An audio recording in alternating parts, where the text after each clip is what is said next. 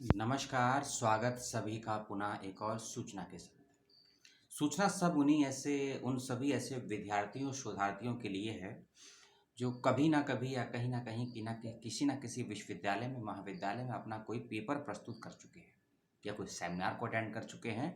तो उसी सिलसिले में ऑनलाइन और ऑफलाइन माध्यम से एक अंतर्राष्ट्रीय स्तर की राष्ट्रीय संगोष्ठी हो रही है 3 दिनों की। यदि आप भी उसमें होना चाहते हैं प्रतिभागी और शामिल और प्रस्तुत करना चाहते हैं अपना पेपर यानी कि पत्र जिसे बोलते हैं प्रेजेंटेशन, तो ये सूचना को लास्ट तक देख लीजिएगा। ठीक है। पहली चीज, यदि आप अपने एमए कर रहे हैं या एमएससी कर रहे हैं या एमकॉम कर रहे हैं या आप एमफिल कर रहे हैं या पीएचडी कर रहे हैं, आप इसमें प्रतिभागी हो सकते हैं। यदि आप बीए, बीएससी, बीकॉम कर रहे हैं तो भी इसमें शामिल हो सकते हैं, कोई समस्या की बात नहीं है। बस आपको ये करना होगा कि आपको अपना एक पेपर प्रस्तुत करना होगा यदि आप इसमें सहभागिता करना चाहते हैं। नहीं तो बिना पेपर प्रस्तुत के भी आप इसमें सहभागी हो सकते हैं, इस बात का ध्यान रखिएगा। यूनिवर्सिटी है महाराष्ट्र में और महाराष्ट्र की एकमात्र सेंट्रल यूनिवर्सिटी है जहां ये 3 दिवसीय राष्ट्रीय संगोष्ठी आयोजित हो रही है। यूनिवर्सिटी का नाम है महात्मा गांधी अंतर्राष्ट्रीय हिंदी विश्वविद्यालय और संगोष्ठी जो ये हो रही है उसकी तारीख है 25, 26, 27 दिसंबर 2021 यानी कि 2021 के अंतिम सप्ताह में आयोजित होने वाली है यह अंतर्राष्ट्रीय संगोष्ठी। यह थी इसकी मुख्य बातें। आप इसके विषय को सुन लीजिए, ये किन किन विषयों पर केंद्रित आप अपने पेपर को लिख सकते हैं। और एक और बात, पेपर लिखने से पहले आपको अपने पेपर का एक सार लिखना होगा, जिसे निष्कर्ष तो नहीं, लगभग कंक्लूजन उसको कह सकते हैं, कि आप जिन विषयों पर पेपर लिखेंगे उसका एक संतुलित सार आपको लिखना होगा 300 से 500 शब्दों में। इस बात का विशेष रूप से ध्यान रखिएगा। और उस पेपर को लिखकर आपको टाइप करना होगा और अटैच करना होगा फॉर्म के अंदर। एक फॉर्म का मैं लिंक आपको दूंगा डिस्क्रिप्शन बॉक्स में, गूगल फॉर्म का लिंक है, और उस फॉर्म के अंदर ही आपको अपने इस सार को टाइप भी कर सकते हैं, या फिर कहीं आपने टाइप करा हुआ लिखा है तो आप उसको वहाँ से कॉपी पेस्ट भी कर सकते हैं। इस बात का भी ध्यान रखिएगा। और यह अंतर्राष्ट्रीय संगोष्ठी 2 भाषाओं में आयोजित हो रही है, तो आप अपने पेपर को हिंदी में भी लिख सकते हैं, अंग्रेजी में भी लिख सकते हैं, लेकिन हिंदी अंग्रेजी को मिक्स मत करिएगा भाषाओं का। इस बात का विशेष रूप से ध्यान रखिएगा।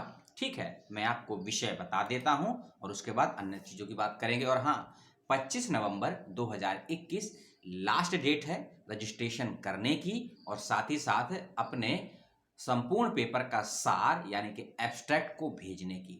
25 नवंबर को यदि आप रजिस्ट्रेशन नहीं करते हैं तो आप इसमें पेपर को नहीं भेज पाएंगे, और 25 नवंबर को पेपर भेजने के बाद जब आपका पेपर स्वीकार कर लिया जाएगा तो आपको कंफर्मेशन मेल आएगा कि आपके पेपर का जो निष्कर्ष है, जो सार है, जो एब्स्ट्रैक्ट है, उसको स्वीकार कर लिया गया है विश्वविद्यालय की जांच कमेटी के द्वारा। उसके बाद ही आपसे आपका संपूर्ण पेपर मांगा जाएगा। इस बात का भी विशेष ध्यान रखिएगा। और हाँ, कृतिदेव और यूनिकोड, कृतिदेव और यूनिकोड फ़ॉन्ट का इस्तेमाल करते हुए आप हिंदी भाषा में अपने पेपर को लिख सकते हैं।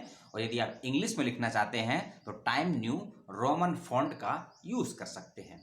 हिंदी में पेपर लिखेंगे तो आपका फ़ॉन्ट साइज़ 10 होना चाहिए और इंग्लिश के लिए फ़ॉन्ट साइज़ 11 का होना चाहिए। इस बात का भी विशेष ध्यान रखिएगा। ठीक है, तो एब्स्ट्रैक्ट और रजिस्ट्रेशन आपको करना है 25 नवंबर तक, और संपूर्ण पेपर आपको भेजना है 10 दिसंबर तक, और संगोष्ठी की तारीख है 25, 26 और 27 दिसंबर 2021। इस बात का रखिएगा विशेष रूप से ध्यान। यूनिवर्सिटी का नाम आपको बता दिया गया है, एक बार फिर से आपको बता देते हैं, महात्मा गांधी अंतर्राष्ट्रीय हिंदी विश्वविद्यालय। और महाराष्ट्र की सेंट्रल यूनिवर्सिटी भी है, और पूरे महाराष्ट्र में कई विश्वविद्यालय हैं, लेकिन सेंट्रल यूनिवर्सिटी केवल एक ही है और ये वही विश्वविद्यालय है। ये पहला इसका विषय है art and heritage, art and heritage. दूसरा है धर्म, यानी कि जो हमारा रिलीजियस होता है उसकी बात कर रहे हैं, धर्म the way of life, life जिंदगी, धर्म द वे ऑफ लाइफ। तीसरा है डायस्पोरा टूरिज्म। अभी विषयों को मैं हिंदी में ट्रांसलेट कर दूंगा, आपको समस्याएं नहीं आएगी। Diaspora tourism. नेक्स्ट टॉपिक है इकोनॉमिक इशू ऑफ भारतीय डायस्पोरा, इकोनॉमिक इशू ऑफ भारतीय डायस्पोरा। नेक्स्ट है media and communication, and next है social work and diaspora. Social work and diaspora not of the list. Last topic है language literature of diaspora.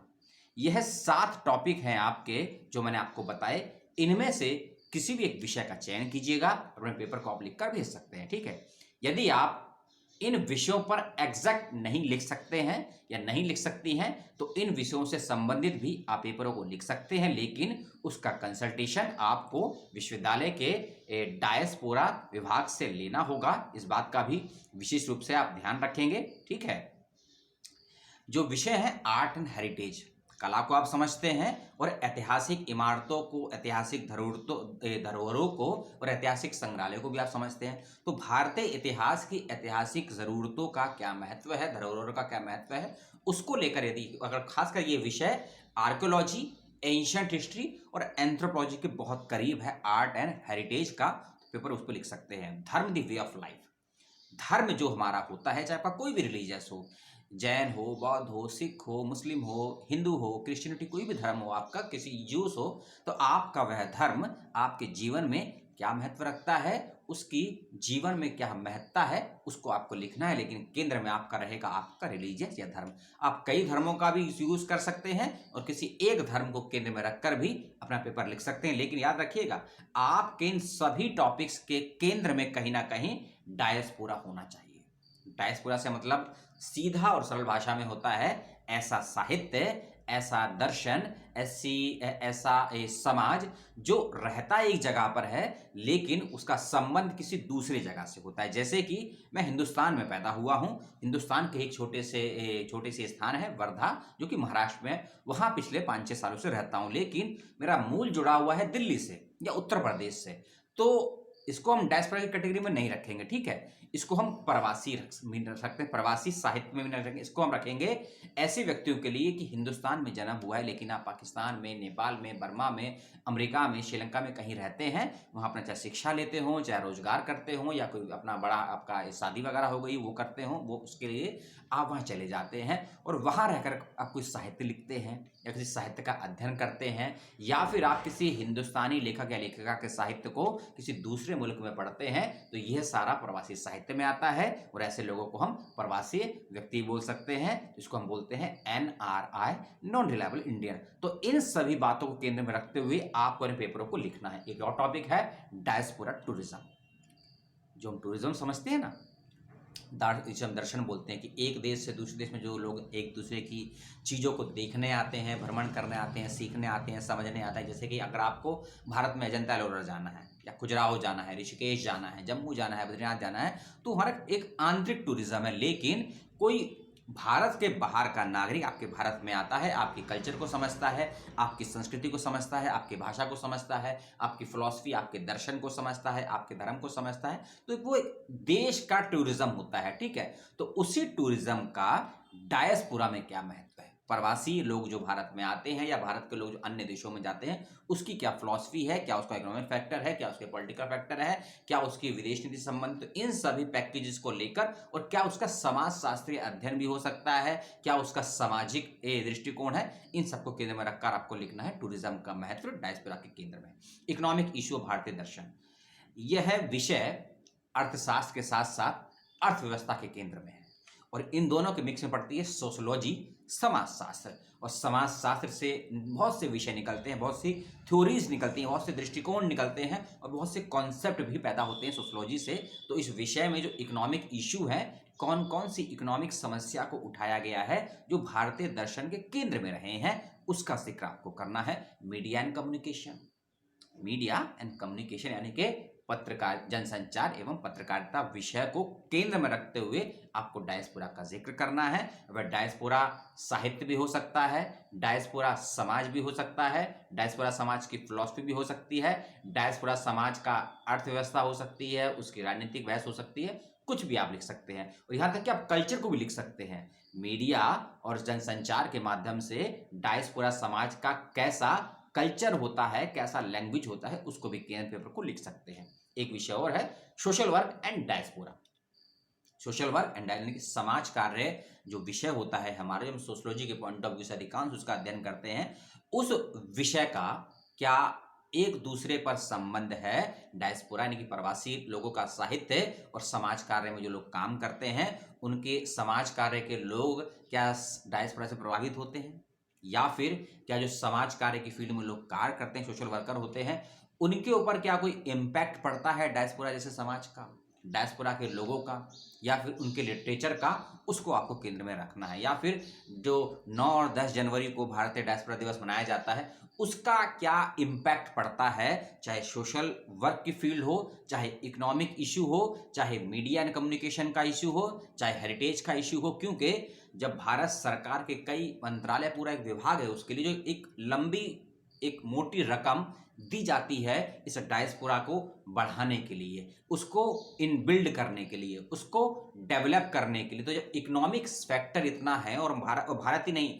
हर देश का मंत्रालय अपने अपने डायस्पोरा के लिए एक मोटी रकम को पैदा करता है, क्योंकि उससे टूरिज्म बढ़ता है, उससे आपके कल्चर का डेवलपमेंट होता है, आपकी पॉलिटिकल जो पावर है वो मजबूत होती है, आपके विदेशी संबंध उससे मजबूत होते हैं, आपके देश की आंतरिक और विदेश नीति को उससे बहुत कुछ सकारात्मकता पैदा होती हैं और प्राप्त भी होती है। इसीलिए डायस्पोरा के बहुत सारे डायमेंशन हैं और अलग अलग क्षेत्रों में है, और सभी लोगों के लिए है। एक शिक्षित वर्ग भी है समाज में, एक कम पढ़ा लिखा वर्ग भी है, एक ग्रामीण वर्ग भी है, एक शहरी वर्ग भी है, एक ऐसा वर्ग भी है जो पाश्चात्य संस्कृति से बहुत ज्यादा ओतप्रोत है, एक ऐसा वर्ग भी है जो भारतीय संस्कृति, भारतीय शिक्षा से, प्राचीन आध्यात्मिक परंपराओं से ओतप्रोत है। तो इन सभी लोगों के दृष्टिकोण से, इन सभी वर्गों के दृष्टिकोण से, इन सभी इश्यूओं का जो विषय मैंने बताए हैं, समस्याएं हो या समाधान हो, जो भी आप समझे, मुद्दे समझे, इनको लेकर क्या समझता है डायस्पोरा, मूल केंद्र पेपर का समझिएगा।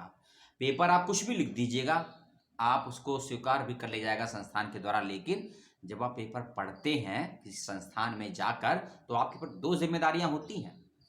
आप किस संस्थान से जुड़े हुए हैं, आप उसका प्रतिनिधित्व करने जाते हैं दूसरे संस्थान में, और दूसरा आपके व्यक्तित्व की पहचान और आपके चरित्र का वहां पर चित्रण तो नहीं होगा, लेकिन आपके चरित्र का लोग डीएनए जरूर करते हैं, एनालिसिस करते हैं कि आपके शब्द और आपके शब्दों के पीछे छिपा हुआ ज्ञान आपके पेपर में झलकता है। इसीलिए कुछ भी लिखने से अच्छा है कम लिखें, लेकिन सटीक लिखें, कम बोलें, सटीक बोलें। किसी ने कहा भी है कि सत सैया के दोहे ऐसे, ज्यो नाविक के तीर, देखन में छोटे लागे, घाव करे गंभीर। तो ये आपको तय करना है क्या लिखना है, कैसे लिखना है। और एक विषय और है, लैंग्वेज, लिटरेचर एंड डायस्पोरा, भाषा, साहित्य और डायस्पोरा। क्योंकि भाषा यदि सुरक्षित रखनी है, आप साहित्य सुरक्षित रखना है आपको, तो भाषा को जीवित रखना होगा। और किसी भी समाज को, यदि कोई समाज मृत हो चुका है और उसको आप जीवित करना चाहते हैं, तो उसमें आप भाषा फूंक दीजिए, भाषा उसमें प्रभावित कर दीजिए। क्योंकि जिस समाज में भाषा नहीं होती वह समाज जीवित नहीं होता है, मृत होता है। और यदि समाज जीवित है तो उसका एक साहित्य भी होगा। तो ये तीनों कीवर्ड्स जो हैं, भाषा, साहित्य और डायस्पोरा, इनके कॉम्बिनेशन से कोई पेपर बनाइए। टॉपिक आपको चूज करना है, संस्थान ने केवल आपको थीम दिए हैं, एक विषय आपको बनाना है, आपको क्षेत्र दिया है संस्थान ने, जिसे हम शोध में बोलते हैं एरिया ऑफ रिसर्च देते हैं। तो उस एरिया ऑफ रिसर्च में से आप किस एरिया को चुनकर काम करना चाहते हैं, ये आपको तय करना है। ठीक है, आप ये भी कर सकते हैं कि सोशल वर्क डायस्पोरा का मीडिया, सोशल वर्क और डायस्पोरा का मीडिया पर प्रभाव, सोशल वर्क मीडिया का वुमेन्स पर प्रभाव, सोशल वर्क डायस्पोरा का डेवलपमेंट की योजनाओं में क्या योगदान हो, ऐसे टॉपिक आप बनाइए। ठीक, पेपर हिंदी में भेजिए, कोई दिक्कत नहीं है, लेकिन 25 नवंबर से पहले रजिस्ट्रेशन कर दीजिएगा, एब्स्ट्रैक्ट भेज दीजिएगा, और पेपर स्वीकार होने का जब आपको मेल आ जाएगा तो 10 दिसंबर तक रजिस्ट्रेशन कर दीजिएगा। और हाँ, रजिस्ट्रेशन की कोई फीस नहीं है। ठीक, जो मुझे जानकारी है उसके अनुसार नामांकन की कोई फीस नहीं है। संगोष्ठी ऑनलाइन भी है, ऑफलाइन भी है। यदि आप विश्वविद्यालय में नहीं आ पाते हैं, क्योंकि दूर भी है, दिल्ली से तो बहुत दूर है, लगभग 1200 किलोमीटर है, तो आपको आने जाने की भी दिक्कत होगी, रहने खाने की दिक्कत होगी, तो उस कंडीशन में आप चाहें तो ऑनलाइन भी संगोष्ठी ले सकते हैं। यदि आप यूनिवर्सिटी के आसपास हैं तो यूनिवर्सिटी में आकर भी इस संगोष्ठी का लाभ आप ले सकते हैं। तो यही थी छोटी सी सूचना। इसके बाद 3 सूचनाएं और आएंगी आपके पास। 2 संगोष्ठियों की हैं, 2 पुस्तकों 2 शोध आलेख की हैं, एक पुस्तक की लगभग 5 संगोष्ठी की सूचनाएँ आपके पास आएँगी, जिसमें आप चाहें तो पेपर भी पढ़ सकते हैं, आप चाहें तो उस पुस्तक के लिए आर्टिकल भी भेज सकते हैं, आप चाहें तो पार्टिसिपेट भी कर सकते हैं, पेपर भी पढ़ सकते हैं। तो सब अलग-अलग तरीके से हैं, कुछ फ्री हैं, कुछ में कुछ नामांकन फीस है, तो सबकी जानकारी आपको 18 नवंबर जो कि आज है, आज आपको मिल जाएगी। और यह था पहला वीडियो संगोष्ठी के संदर्भ में प्लस पेपर प्रेजेंटेशन का। वीडियो पर अपनी राय दे दीजिएगा, अपने सवालों को भेज दीजिएगा। मेरी बकवास पसंद ना आई हो, डिसलाइक ज़रूर कर दीजिएगा, और चैनल को सब्सक्राइब नहीं करा है तो कर दीजिएगा। और जो कुछ भी आप करेंगे उसके पैसे नहीं लगेंगे आपके, ना ही पैसे मुझे मिलेंगे। यूट्यूब को कितने मिलते हैं ये वो तय करेगा। इस वीडियो में इतना ही। आपने मेरी बकवास को और मेरे पागलपन को बर्दाश्त किया, बहुत बहुत धन्यवाद समय देने के लिए। अपना ध्यान रखिएगा, अपनों का ध्यान रखिएगा, परिवार के पास रहिए, पुस्तकों के पास रहिए, संविधान की इज्जत कीजिए, और संविधान में जो कर्तव्य है उसको अपने जीवन में लागू भी लाइए। आर्टिकल 51 की मैं बात कर रहा हूं। जय हिंद, जय संविधान।